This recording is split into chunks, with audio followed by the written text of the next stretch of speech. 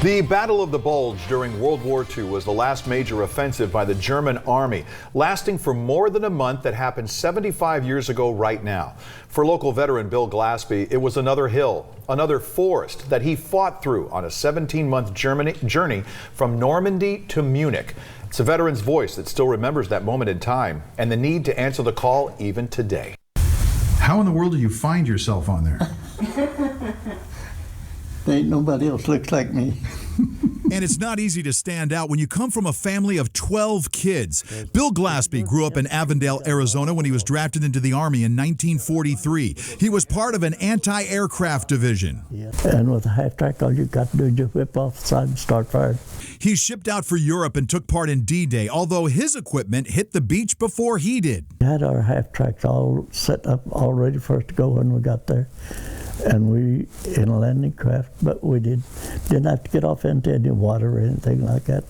They had a place where we could just unload. His first assignment in Saint-Nazaire, France, his anti-aircraft gun protecting a dam that overlooked a Nazi submarine base.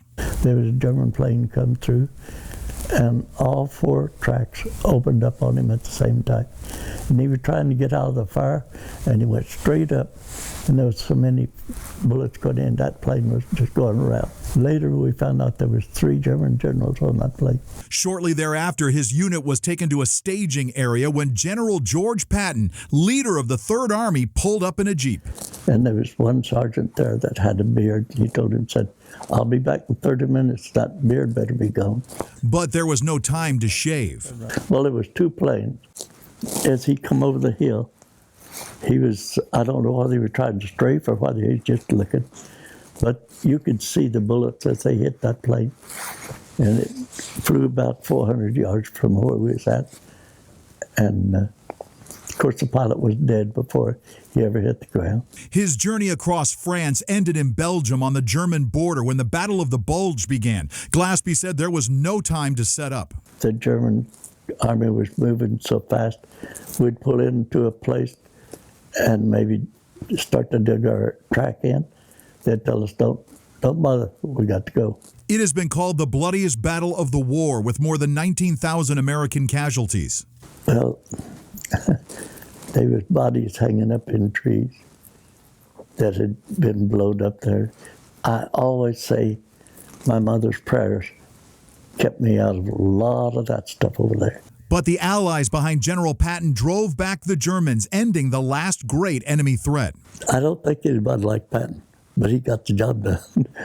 From there, Glaspie crossed the Danube River, then the Siegfried Line, and into Munich when the war ended. He earned several commendations, including the Bronze Star. Commander, I said, what is military service? Well, he said, be as good as you can or as bad as you can. I don't know which. Bill went on the honor flight last May, what he called one of his last big trips. He also drove by himself to Oregon to visit his kids last summer. But there's still one thing that might prompt him to leave Bakersfield again. If war broke out, rather than have them come over here, I'd go back. Maybe I couldn't hit anybody, but I could scare them.